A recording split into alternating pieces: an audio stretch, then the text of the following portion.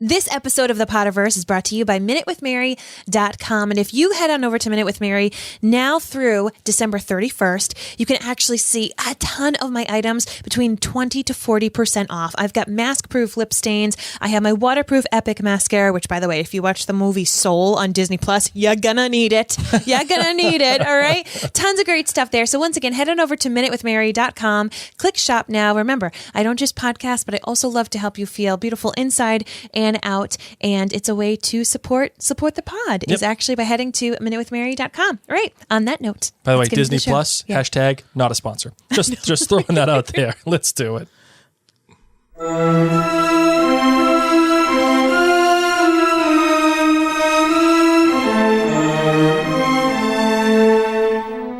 From Providence, Rhode Island, welcome to the Potterverse. It's a podcast dedicated to the book and film universe of Harry Potter. So grab your favorite wands and time turners. Let's step into the night and pursue that flighty temptress adventure.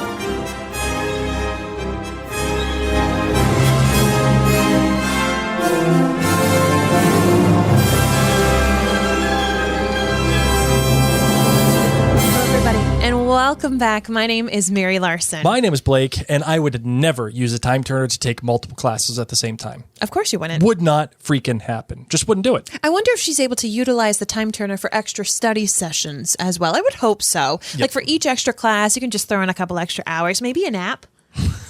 How many extra days does time-wise Hermione spend at school? We don't know. Oh my God. Do not know. She immediately gets this. Oh, just absolutely. And good for her. Good for her. So we, of course, are tackling Chapter 6, Talons and Tea Leaves. And, you know, it's funny because there were a lot of things here that... A lot happens in this chapter. We're starting to get into some big chunky chapters here in the Potterverse. But yeah, one can't forget this. My dear Professor Trelawney's huge eyes opened dramatically. You have the Grim. The what? You could tell that he wasn't the only one who didn't understand. Dean Thomas shrugged at him, and Lavender Brown looked puzzled, but nearly everybody else clapped their hands to their mouths in horror.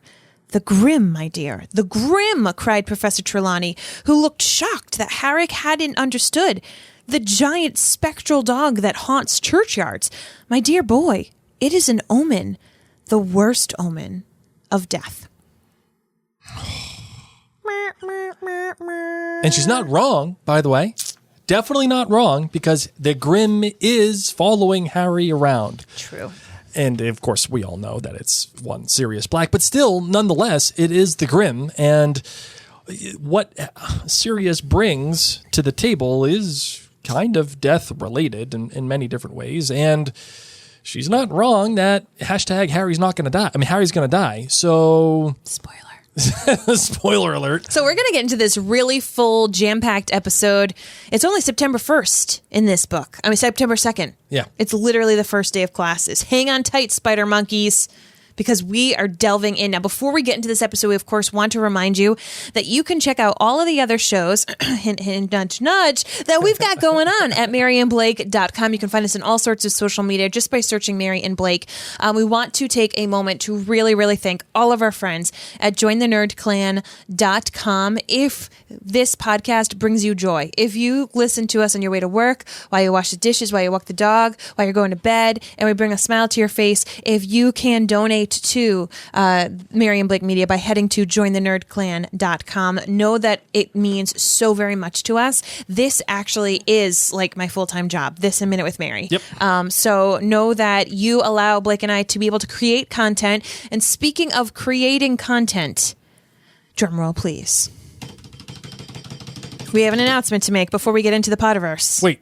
No? What? We're not announcing? Oh, no, we are. Okay. Oh, sorry. I thought... Are we not? I thought we were waiting. I we're waiting. Oh, no. Announce it. Do announce it, please. Go for it. No, you go ahead. You're the master. No, you're the master at arms. Not. Yes, you are. So go ahead. Just do it. I didn't know we were not announcing. We're announcing something really soon. So keep your eyes No, do it. Announce it. I thought you were waiting like for later on, but no. I want you to do it. Go ahead. Okay. We're adding 2 new podcasts to the Mary and Blake Media podcast lineup. Yes. One of which is coming a little later. Yep. And one of which is starting Tonight, baby. Yeah. The first one that we're adding later, it was actually voted on at jointhenerdclan.com. All the nerds got together and decided that they wanted a podcast about The Last Kingdom, which I'm very, very excited about. It's one show that I have yet to see, and I'm told that it's excellent. And I'm ready to go for it, man. The next announcement, and that will be happening, I believe. We've scheduled it out after This Is Us. Once This Is Us is completed, we will dive head first into The Last Kingdom. So we don't have a title for the podcast. We don't have artwork for it or anything quite yet. But we will be diving into that. So when England is born, we will be covering it. And so that's awesome. However, the big surprise is that, Mary and I have had some conversations with some listeners, and we got a chance to see it. We got a chance to watch it, and we're really in on it. So we're going to be podcasting Bridgerton. We will be podcasting Bridgerton, and we will be doing our first episode tonight, right after the Potterverse. It will not be live. And it may be live going forward, but the first episode will not be live. It will be up on your Apple Podcasts app. I would say probably within the next couple of days. So if you want to listen to our episodes over the next couple of days, please go to maryandblake.com and check out Bridgerton with Mary and Blake. Marvin, are you excited about Bridgerton? I am. Yeah, me too. It looks really pretty. Yeah. And, I reached out to Blake because I said so many of our friends online, they're just gushing about this show that I wish I could binge because, we're looking for the next kind of binge show. We're looking for the next thing to talk about to transport us. We love period dramas. Yep, absolutely. We love things that involve use of color, whether it's lack of or intense, amounts of it. Yep. So we're excited about it, but enough of that. Yeah, let's get into some Potter. Let's do it, shall we? Yes. I solemnly swear that I'm up to no good.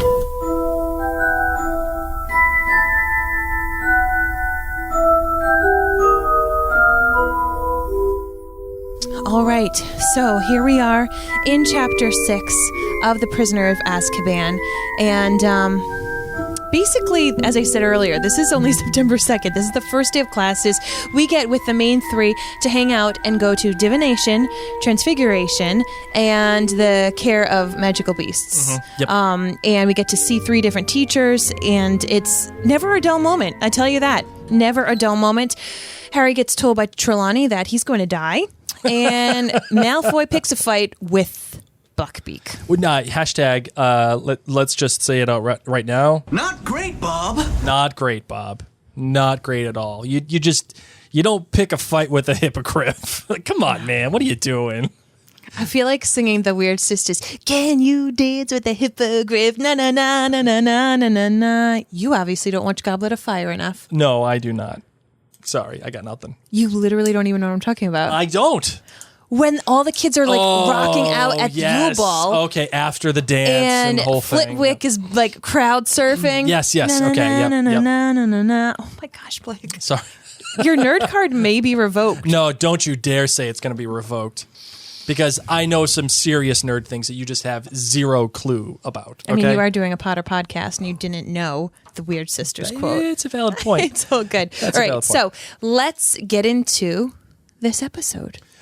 First of all, Sir Cadogan, apparently... Sir Cadogan, Cadogan, whatever. It's all the same. What do you mean it's all the same? When our child was asked to create a gingerbread man and to decorate him, he chose for him to be a British knight and named him Sir Cadogan. That's and true. You didn't know who Sir Cadogan was, so you phonetically spelled it out. Put Kid Duggan.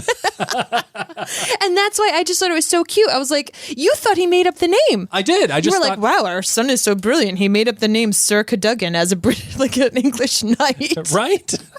And I'm like, wow. It has been a while since Blake has read these books. Oh, man. Well, he ain't in the movie. And I how would I know how to pronounce it if I hadn't seen it in the film? Maybe you listen to the audiobook since it's playing in our house 24/7. Who knows? Sure, fine, whatever. I was actually reading this chapter to our kids before they were supposed to be asleep. I actually have my little lass in my hands right now. Yeah. So that didn't work. But He listens to the Jim Dale audiobook version, and there are a few words that are different. Just a couple of words that are different in this chapter. He called me out on it. Did he really? He has, no joke, books 1 through 4 memorized. And if I mess it up, if I just like glance over a word, no, Mom. That's It's not this. it. That isn't how the narrator says it. Okay. All right. So, All right, calm down, So nerd. Sir Cadogan. What about Sir Cadogan? Apparently, he is supposed to be actually a knight of the Round Table and was buddies with Merlin of all people. Yeah. So, like, holy smokes about that. That's one of my favorite quotes of this chapter. "Farewell," cried the knight, popping in his head into a painting of some sinister-looking monks. Farewell, my comrades in arms. If you ever have a need of noble heart and a steely sinew, call upon Sir Cadogan. "Yeah, we'll call you," muttered Ron as the knight disappeared. "If we ever need someone mental." Ron, just drop it in from the clouds. The Weasley brothers bring it in this chapter. Oh, yeah. You've got that. And then you've got, of course, Fred and George, who are getting after Malfoy because Malfoy, of course, is picking on Harry. This all just happens after Harry had the run-in with the Dementor. And they say, "That little git," George said calmly. "He wasn't so cocky last night when the Dementors were down on our end of the train. Came running into our compartment, didn't he, Fred?" "Nearly wet himself," said Fred with a contemptuous glance at Malfoy. Yep. Awesome. It's great because, Malfoy fancies himself as a tough guy, as a tough kid. He's got all these people around him, and they all kind of cower to him. Yet, and he makes fun of Harry, and even like Pansy Parkinson gets in on the deal here, and starts ranking on Harry, and yet this kid was the one that almost wet himself when the Dementors came to his compartment. So, by the way, Mary's not touching the mic. That is our little lass. For those of you who are listening on the podcast app and not watching live, our little lass has joined us, and she's wearing a unicorn sleep mask. I think she's been scared. She had a long day today. Very, very long day. It was like a walk through the Forbidden Forest for us today. It wasn't a walk. We call that a trek. Yes. Care to amplify on that trek, Mary? We'll have a wee bit of story time. I know that this chapter is very, very long, and there's lots of 3 different classes that we have to get through. But basically, I like to go on hikes with my family, and I asked Blake to take an hour of his time just to like come outside with us because we've all been going stir crazy. It's been a little cold. We've just been eating Christmas cookies and playing with Legos for a few days straight. So I said, we need to get outside and get some fresh air. He pretty much begged me just for a walk around the neighborhood, to which point I was like, no, let's just find a nearby trail. So I found a nearby trail that I hadn't visited before. First problem. And then we followed the directions on the All Trails app, parked, not in a parking lot, just like where the All just Trails on the side app of the told us road. to go. Sure. And we went and we just started walking, and it was a really nice walk. Along the way, though, every person we passed, including dogs, were wearing orange vests because I guess it's turkey hunting season right now in Rhode Island. Oh. And I was wearing all black, and Blake was wearing navy blue, so that wasn't wise. Yeah, not a smart choice. But we just kept trekking deeper into the woods, and I'm following the app, and it's telling me, okay, you're going to go around this loop, around this lake, and then you're going to end up at the parking lot. Awesome. Perfect. Except we didn't park in a parking lot. And I didn't realize that until we walked to the parking lot, and I turn on my regular map app, and it shows me my car is on the other side of the lake. A big, giant lake. That took us already an hour and a half to walk around. So we walked back, and we took different routes, and many of those routes were mini rivers because the snow has recently just melted. Yeah. And so what we're supposed to pass were, no joke, frozen rivers or real rivers. Only my little lass and I wore boots. And yeah, it was, yep. We were stepping in rivers, crossing lakes, and our little lass stepped in rocks such deep mud that she lost her boot. It got sucked into 5 inches of mud. I had to pull out the boot. Our son fell into a river, like a little creek. This was no joke. So if we're a little off today for today's podcast episode, that's why. But it was an adventure. And once we got to once we got to the car, the kids were like, that was the best hike ever. I'm like, well, that is not what you were saying 5 minutes ago. Yeah, sure it is, kid. And Best poor hike ever. Blake, who had all these plans to just go on a little hike around the neighborhood with the family and then come back and do all of his work and do some yoga and a workout. Yeah, didn't get any of that. Didn't do a single thing of that. It's okay. It happens. Okay. So anyway. My legs are jelly right now. It's fine. 4 hours, 5 hours. Let's hang out hiking. with Sybil Trelawney.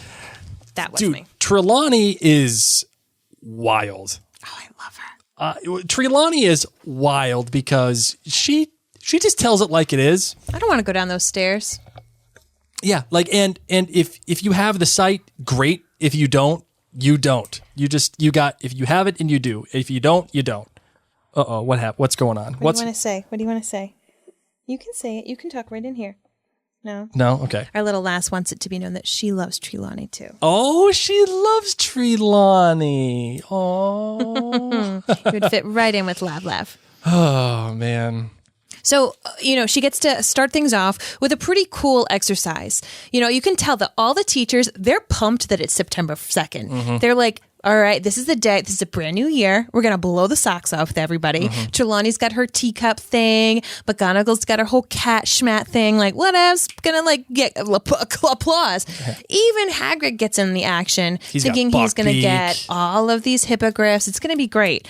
And I got to tell you, Trelawney gets so hated on, and yet, reading it through this time, she gets a lot of stuff right. What do you mean? So right away, she says to Neville, after you've broken your first cup, would you be so kind as to select one of my blue pattern ones? I'm rather attached to the pink. That happens. Neville breaks 2 cups. Yes, but it's kind of like the Matrix when Neo visits the Oracle and she says, oh, just pass me that and don't worry about breaking it. And he's like, what? And he breaks the plate or he breaks the cup or whatever. And he says, and she says, you want to bake your noodle even more? So you think it's the secret? Would you have done it if I hadn't even said it? Who knows? I mean, but even that being said, law of attraction, she's totally down with this, right? She's like, your future is what you make it. I think she invented the law of attraction. Like she's the ghostwriter of the secret. And then even Ron, he has this stuff where he sees the bowler's hat, and Harry has some issues with fudge later on in the life. True. And then he says a windfall, unexpected gold. Harry gets unexpected gold through the Triwizard Tournament riches that he gets at the next book. Also true. Also, he gets inheritance from Sirius. Harry does get unexpected gold. So that in and of itself is right too. And the Grim. Yes, not necessarily the death omen, but a dark dog is following Harry around. It is a person involved in his life. So... Right. I don't know. I mean, and you could argue that Sirius helps put him on a path to where he has to confront Voldemort, which, again, hashtag spoilers, ends up in the Grim, technically. So is she wrong? No. But like all good mediums or all good people who are psychics, they speak in enough vague terms so that when something is right, it clearly is them, and when something is wrong, it says, "Oh well, you misinterpreted it." So, I did love Harry, because everyone's like looking at his cup, and it looks like a Grim if you do this, but it looks like a donkey, says Seamus Finnegan, and then Harry just is done. He's like, "This is supposed to be my first day of class. This is the first class. This is 9 a.m. first day of school." Harry says, "When you've all finished deciding whether I'm going to die or not." Yeah. And then Trelawney's like, "Yeah, we're done with the lesson." Yeah, we're done. So this stinks. I mean, Harry's been looking forward to this so much. He had the Dementor situation just yesterday. Mm-hmm. Now this is how he starts his day. Not the best start to school. I also like how Hermione totally hates on divination. Yes. She just can't stand the fact that it doesn't necessarily take book smarts to excel in divination. Something that she is full of book smarts, but it's just a feeling. It's just the sight. If you got it, like I said, you got it, you got it. If you don't, you don't. And Hermione definitely don't. You'll forgive me for saying so, my dear, but I perceive very little aura about you. Very little receptivity. Receptivity? Is that how you Receptivity? Yeah, sure. Yes, to the residences of the future. Oh, row. I mean, but let's be real. Hermione is not into that, so that's okay. Yeah, no, some people believe in that kind of stuff. She's got her own thing going on. It's fine. But then, of course, they get to go to Transfiguration, and McGonagall does her cat thing. Now, this is the second time in the books that we have seen McGonagall as a cat. Yes. We first saw her on Privet Drive when she was awaiting baby Harry. Of course, we got to see pretty much this bippity-boppity-boo, I'm a cat in the Sorcerer's Stone in the movie. Yes. But not in the book. So I just love how McGonagall, who we know is just this very stern, stoic teacher, is so shocked that she says to this class of 13-year-olds, really, what's gotten into you all today? Not that it matters, but it does. Of course it does. But that's the first time my transformations not got applause from a class. Like, rather than just say, what's gotten into all of you? She literally tells them, this is the first time I haven't gotten applause. I live for September 2nd. Where is my applause? Some people like Christmas. Some people like their birthday. I like September 2nd, 9 a.m. for the third year's class of Transfiguration. That applause gets me through the year. Okay. But I love how she knows exactly what it is. All right, who's going to die this year? Yep. Yep. Oh, Harry. Oh, okay. Don't worry about it. Oh, man, that's great. That is awesome. Uh-oh, we're getting secrets now. Oh, yes. Our little lass wants us to know that she also loves Neville and Hermione. Oh, who do you love most, Neville or Hermione? Speak into the mic. I like Hermione. You like Hermione the best? Me too. Why do you like Hermione I mean, the best? she's not my favorite, but I can dig her. Hermione is my favorite because... I thought you and I had the same favorite. Yeah. Who's Mama's favorite? Hagrid, and I still like Hagrid too. Oh. They're my two favorites. Nice. And they're my favorite friends. They're your favorite friends? Oh. That's very sweet. So sweet. Very sweet. Go to sleep. Go to bed. Speaking of Hermione, we get a couple of references about how jam-packed her class schedule is because Hermione is very good at school, right? Yeah.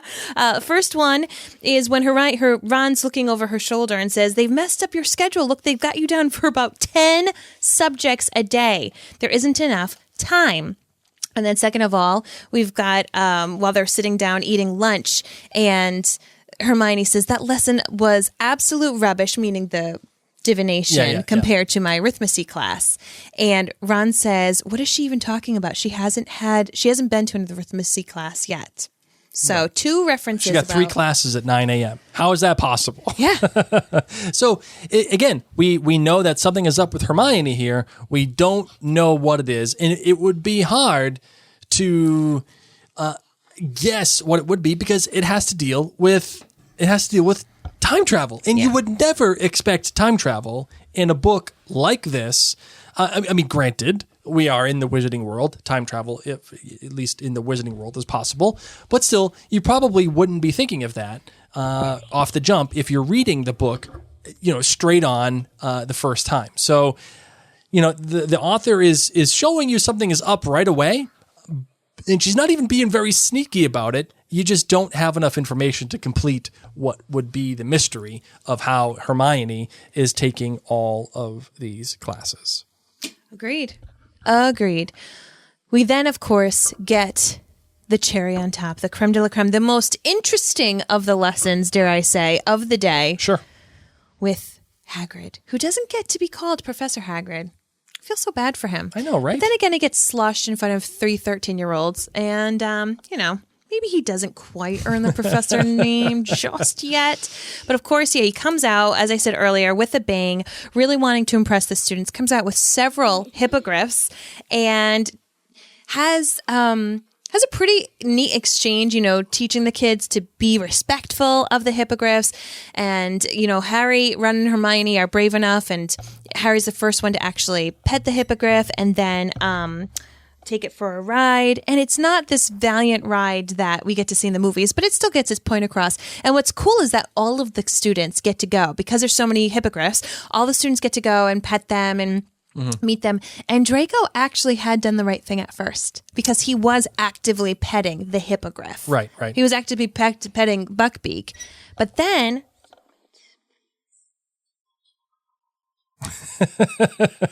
Our little ass has the habit of touching the microphone, just like her Mama. mom. And then, but then he makes the decision to call it names. I wonder if he was just doing, like... The way that it comes off in the book could be one of two ways. That they weren't paying attention and he just says this stuff because he didn't hear Hagrid say you cannot insult it. Or if he was paying attention and he just kind of wanted to make a mockery of the class and see what happened. That's kind of the way that I interpret it, which is he just doesn't have respect for, and he's never really shown respect to any of the teachers that are at the school except for Snape. Even McGonagall. Like McGonagall, I think... He doesn't really give her a hard time, but he definitely does not have any respectful for the authority that Hagrid has. And after he gets injured, he's, my dad's going to hear about this, which would imply that his dad still has power in the structure of Hogwarts and thereby the Ministry of Magic, which would then even suggest that the Ministry of Magic, again, there's still some stuff that is happening in the Ministry of Magic that you would not want to trust them. And, in this chapter, there's a bunch of this duality. It's the respect for Buckbeak, and Harry shows that respect. Hagrid shows that respect. Draco does not show that respect. Even McGonagall, when she is teaching the lesson about the animagus and how she can do a transfiguration. She's going from human to a cat. And the animagus lesson comes into it much later on in the book, obviously, but it highlights the wizarding world versus the muggle world. But then another really big thing happens here. Last chapter, we talked about the Dementors being the sign of depression. It's representative of depression. And that is not us making that up. That is a known fact, something that the author has announced and has proliferated throughout the Harry Potter fandom, which is really great for that indication. But in the very next chapter, we have the opposite of the Dementors. We have the opposite of depression, and that is Buckbeak. That is the Hippogriff.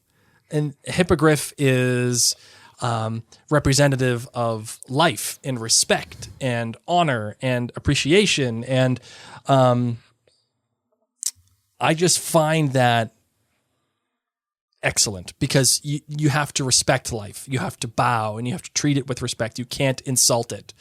And the depression, the Dementors don't care who you are. It doesn't care about respect. It doesn't care about how much how well or how hard you try.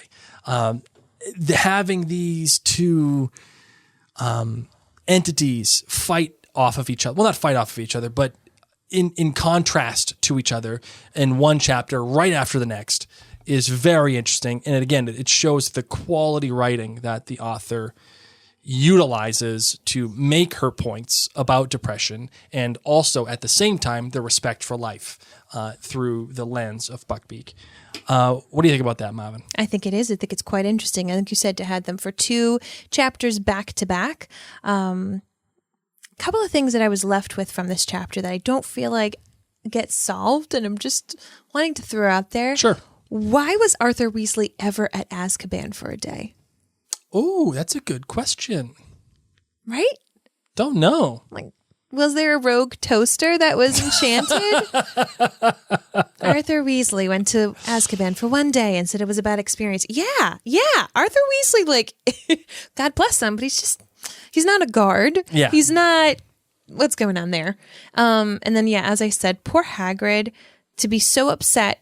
You were talking about before with the governors possibly, leaning towards a certain way because of Lucius Malfoy. Obviously, it still shows that he has so much influence over the board, over the government, and Hagrid is just so distraught It's just the end of September 2nd. He thought it was going to be a great day, and a kid gets hurt. And it's a Malfoy. and he's probably naive enough to think that whatever Malfoy says is going to come true. Yes. Like, that is what it is. And I don't think it's naivete of Hagrid. I think it's the truth, knowing that this is a very powerful wizarding family. And so sad that he drinks like a bucket of who knows what. Yeah. And Hermione calls him out and says, like, I think you've had too much to drink. Yeah. And I do always find it interesting how often Hagrid does drink or is drunk in front of the people, in front of the students, in front of, the children in some aspects, but really this wonderful trio that he becomes very close with. And yet he sobers up when she says that, when she kind of calls him up. He's like, yep, you're right. Like he doesn't say it, but he goes out and he dunks his head in the water. Right. And poor Hagrid, right? Just alone in his hut, getting sloshed because some kid acted like a dink and did what he did, and he thinks that Hagrid thinks he's going to get in trouble for it. I think it speaks a little bit to Hagrid and his crutch of how he's trying to cope with the whole situation. I would not say that. I do think that Hagrid has a wee bit of a drinking problem. Yes. But we also have to realize that this is a grown individual who has lived ashamed of the fact that he was kicked out of school after his third year. He's a half giant, so he's always seen as someone who can't fit into any community. He is the groundskeeper and lives outside of the castle, unlike all of the other people who work for the school. Sure. So, if he needs a little fire whiskey from time to time, I think he deserves it. Is he drinking Sassenach whiskey? That's the real question. For those of you listening to our Outlander podcast, you'll know that our review of Clanlands Chapter 2 was not sponsored by Sassenach whiskey. Not sponsored by Sassenach whiskey. In fact, I don't think it'll ever be sponsored by Sassenach whiskey. Enough. Just throwing that out there. All right. Got anything else you want to say about this chapter, No, that's Madeline? really it. All right, great. It's time for different perspective. And since your different perspective is always much better than mine. No, it's not. You can do this one. No. I've got a little lass in my arms. It would be better for you to do it. All right, fair enough. Holy cricket! You're Harry Potter! I'm Hermione Granger. And you are? I think I'm going to be McGonagall in this one. And I'm going to be McGonagall only because I think you're right. I live for September 2nd. Right? The best part of my year is September 2nd. If you want to argue that maybe it's the first Gryffindor Quidditch match, okay, I'll have a conversation. Okay. I'll have a conversation about that. But really, it's September 2nd because I get to show off my one, really, really good talent. And that is I get to turn into a pretty convincing cat. Minnie, come on. What do you mean? Tell me more about this cat situation. Oh, no, I get to turn into a pretty convincing cat. And I impress every single student every year. And do you know how hard I have it every single year? I have to deal with Potter. I have to deal with Weasley. And I got to deal all of them with Granger. All of the Weasleys. They're in my house. You don't see those dingbats going to any other house. You don't see those kind of kids in Hufflepuff. Oh, no. They got to be in Gryffindor of all the houses. And I'm the one that has to go in there and take all of the guff from all of the other teachers. Why aren't you punishing Potter? Why aren't you punishing Weasley? Why aren't you punishing Granger? Because if that were my house, those kids would have been expelled by now. And I got to deal with it. And I'm the one that has already this guilt baked in. Because I saved that kid. I saved him. And yes, I may or may not have cheated by allowing him to be my seeker. I may have walked into that hornet's nest, but I still got to deal with it. So I have all this pressure on me. I got all these things going on. And you know what I have to do? I have to impress kids. I want to be applauded for the work that not only am I a really good convincing cat, I got to deal with Potter all year. None of the other teachers do. Sir Cadogan, he's just doing whatever he wants to do. He's not a teacher. I know, but he just does whatever he wants. I got the ghosts doing whatever they want. I got Snape coming around. And you've got September 2nd. And I've got, it's the one day where I get to get an applause for all the crap that I have to go through every single year. And I didn't get it this year. I'm so sorry. And it's because of Trelawney. Again. Telling kids that they're going to croak. What are you doing? Come on, especially my kid. You want to tell some Hufflepuff that he's going to croak? No one will care. No one will care. No one cared about Moaning Myrtle. No one cared about Moaning Myrtle. R.I.P. Too soon? Too soon? Nobody cares about them. But you can't go telling Potter that he's going to die. He's Harry. You know what he is? I'm Harry freaking You know what I'd love to know? What? If Trelawney said it to Cedric last year. Ooh.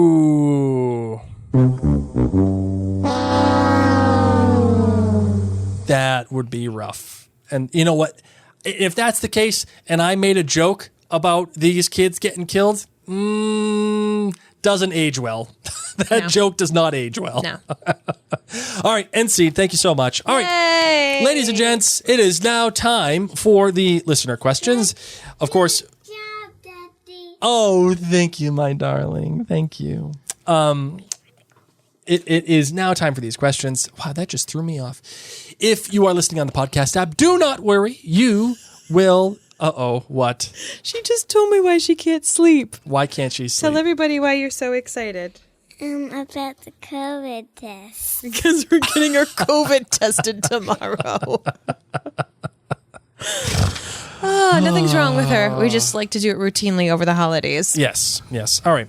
So if you are listening on the podcast app, don't worry. You are not alone. You can send us an email, and we will see those emails, and we will read them on the air for the next podcast episode. It can be about the chapter we're talking about now. It could be about the previous chapter. It could be about anything you want. So send us an email. And if you're watching us live, well, please, right now, give us your questions and put a lightning bolt emoji in the comments right before the question so we know it is a question. Mavi, you ready for all the questions? Sure am. Let's do it. Miles here. All right, so the first email that we got it's not necessarily a question, but it's a little bit of a suggestion. Ooh, yes. This one comes from Lynn. She says, Matthew Lewis of Neville Longbottle fame Yes. will be in the new PBS series, All Creatures Great and Small, starting in January. He's playing one of the villagers in the new series. You might check out the PBS website for more information. Very cool. I love me some Matthew Lewis. Yeah, and because he's the dark horse. He's foxy. He's foxy. Right now he is. Well done, Matthew Lewis. He had a good glow up. He had a very good glow up. Aged like a fine wine. So that is the first email that we got, and right now I guess we'll start taking questions from all the live folks if they have any questions for us. My question was, why do you think Arthur Weasley was at Azkaban for a day? Because there was a rogue toaster. I think you gave a good answer, and it's going to be my headcanon. There was a guy with a toaster, and the toaster got legs and started running around, and he's trying to figure stuff out. Yes, trying to figure stuff out, man. My legs are just, speaking of legs, my legs are on fire right now because of all of our hiking today. Felicity, did you have fun hiking today? Say yes or no. Yeah, you did. What was your favorite part of hiking? My favorite part when we were walking on the bridges, and it was very fun. It was fun? Yeah. And walking on the lake on the sticks, it was very fun, too. Yeah, the half-submerged sticks that maybe some travelers had put down because there's usually not a river there. Yeah. Patricia Barron on YouTube asks, why would Hagrid get into trouble for Malfoy getting hurt when this is the first year Neville broke his arm after falling off his broom? Well, I think that's something along the lines of like Hagrid just being very insecure about his role at the school. And it's something that he's a first year teacher, and he has his first experience as being a teacher where it's Malfoy getting hurt, and it's Malfoy. I think that's it. Had Malfoy fallen off the broom, I bet you. I bet you Madam Hooch would have been like, oh, guys, should I be nervous? Right. She'd be sitting there, having her gin and tonic, like a little nervous about what was going on. No. See, that's Professor Sprout. Oh. No, Madam Hooch, she's a bourbon lady, if you remember. You're totally right. She's a You're bourbon totally lady. right. Betty is fallen off of our computer here. But I agree. It was Corgi. Hagrid's first day teaching, Yep. and this was kind of like a last minute position. Makes you wonder if Dumbledore said, like, listen, I know you're not like a real teacher, but we can kind of like emergency get you certified. Mm-hmm. You just have to make sure you're on your best behavior. Like nothing kind of shady can happen. Ooh, not great. Caitlin Marie asks if you could take an extra class, what would it be? Ooh, go, Blake. Go. It would be a history class of some sort. With Professor Binns? Because he's the history teacher. Oh, well, okay. Oh, so we're doing it in the magical world, not in our world. Oh, yeah. Okay. That's a good question. That's a good question.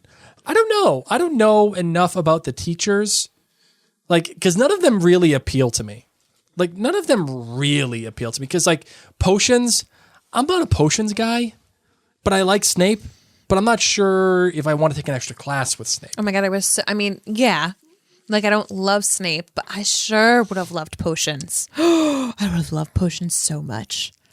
Like, You are a mixing potions girl. things You are and making totally sure a it's potions girl. precise. I also would have loved to see if I could take an elective with the house elves in the kitchen and make, like, magical dinners, because I am not great at dinner. So if I can have that bibbity bobbity beef bouillon, like, Yep. teach me that as an elective, pass fail. I don't care. It doesn't need to be like an A, anything like that. Just hang out in the kitchens. By the way, get your bippity boppity beef bourguignon shirt at the MaryandBlakeStore.com. Anna here asks, what about Flitwick's class? Maybe.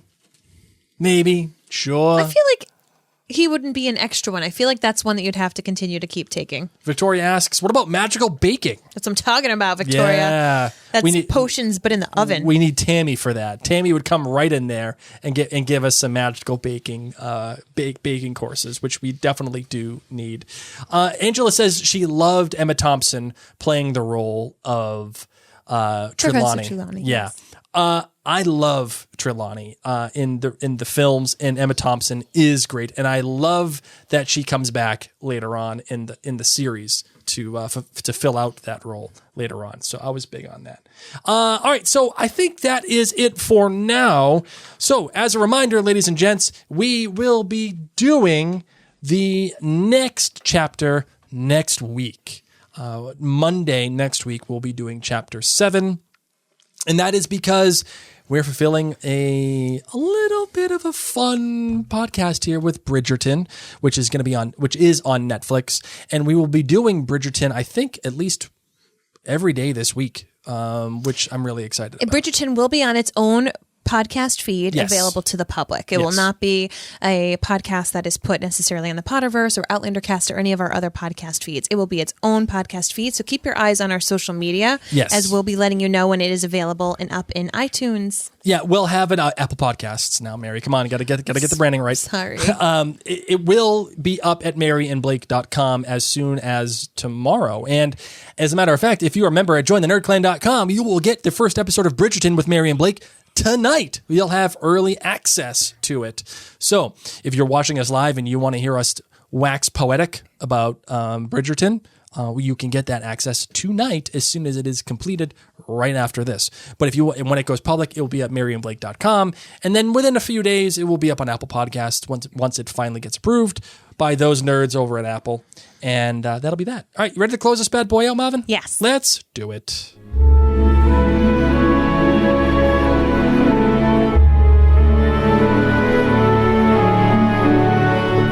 Thank you all so much for tuning in to the Potterverse. We're excited to continue to go through this incredibly exciting book, The Prisoner of Azkaban. As always, please email us at maryandblakemedia@gmail.com with your questions or comments, as we make this show not only because we love talking about Potter, but we love talking about Potter with you.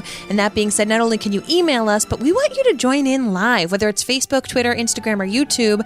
You can actually join us live next Monday night, 8:15 Eastern PM is when we're going to be be going live. And of course, you can sign up for our complimentary text reminder service by going to remind.com/join/elderwand, ELDERWAND. And of course, go to maryandblake.com to check out all of the podcasts that we have there, whether it is Outlander Cast or This Is Us 2, which is coming back on January 6th, that our podcast will premiere. So the show starts on the 5th, and our podcast, isn't it the 4th? No, it's the 5th. The 5th is when the show comes back. Yeah, and our podcast will come back on the 6th. Yes. So, and we have a whole bunch of other stuff that's happening over there, and I'm very excited about it. Awesome. From that note, my name's Mary. My name's Blake. My name's Felicity. Mischief managed.